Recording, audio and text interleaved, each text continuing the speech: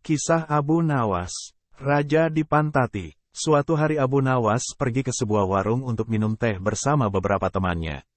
Ketika sedang asyik bersenda gurau, tiba-tiba seorang teman berkata kepadanya, "Wahai Abu Nawas, kali ini kami punya sebuah tantangan untukmu. Tapi kami rasa engkau tidak akan sanggup melakukannya," kata salah satu teman kepada Abu Nawas. "Jelaskan seperti apa tantangan kalian," tanya Abu Nawas. "Kami menantangmu untuk memantati sang baginda raja. Tapi kami rasa engkau tidak akan sanggup melakukannya. Karena sudah jelas engkau pasti tidak akan berani melakukannya. Sebab baginda pasti akan langsung memancungmu atas penghinaan yang engkau lakukan." Kata temani LG kepada Abu Nawas, "Aku berani melakukannya, sebab hanya Allah SWT sebenarnya yang patut aku takuti. Sekarang apa imbalannya jika aku sanggup melakukannya?" tanya Abu Nawas kepada temannya. "Kami akan memberimu 100 keping emas. Selain itu baginda harus tertawa ketika melihatmu menunjukkan pantat padanya," kata teman kepada Abu Nawas. Abu Nawas menerima tantangan mereka dan kembali ke rumah. Teman-teman Abu Nawas meyakini bahwa kali ini Abu Nawas pasti tidak akan lolos dari hukuman baginda, apalagi harus membuat tertawa setelah dipantati, pasti itu sangat mustahil. Di rumah, Abu Nawas sedang berpikir bagaimana caranya memantati baginda raja, akan tetapi baginda akan tertawa ketika melihatnya.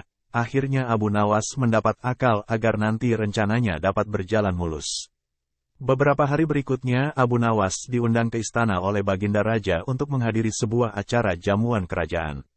Semua pembesar dan orang-orang terdekat istana diundang. Baginda juga mengundang raja-raja dari negeri sahabat. Oleh sebab itu beliau membuat sebuah pesta yang sangat megah. Hari pelaksanaan acara jamuan telah tiba. Abu Nawas tidak segera berangkat menuju istana untuk menghadiri acara jamuan tersebut. Ia sengaja datang sedikit terlambat, sedang teman-temannya mengawasinya dari kejauhan. Karena datang terlambat, setibanya di istana ia mendapat tempat duduk paling belakang sehingga baginda raja mengira ia tidak hadir di pesta tersebut. Para ahli pidato mulai menyampaikan ceramahnya satu persatu, membuat para tamu undangan terkesan. Tibalah giliran baginda raja menyampaikan pidatonya sekaligus sebagai sambutan kepada para tamu undangan. Ketika baginda sedang menyampaikan pidato, baginda raja melihat Abu Nawas sedang duduk di atas tanah di tempat paling belakang dari tamu-tamu lain. Selesai berpidato beliau lalu memanggil Abu Nawas untuk duduk di depan.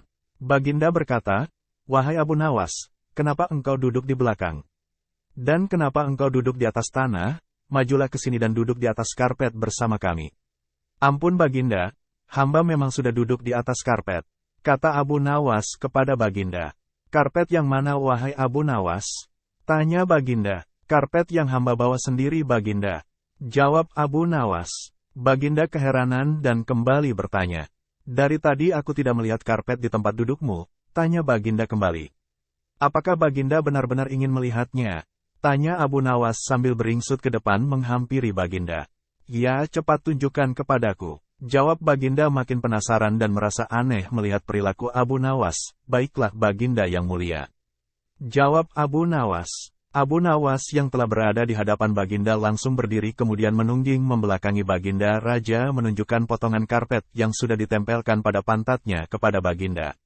Spontan baginda raja langsung tertawa terbahak-bahak kemudian diikuti dengan tawa para tamu yang hadir karena menyaksikan tingkah lucu Abu Nawas yang menempelkan karpet di pantatnya. Teman-teman Abu Nawas yang menyaksikan dari kejauhan salut melihat Abu Nawas yang tidak kehabisan akal bulusnya bisa meloloskan diri dalam semua kondisi. Mereka pun harus rela memberikan 100 keping untuk Abu Nawas karena telah berhasil melewati tantangan mereka.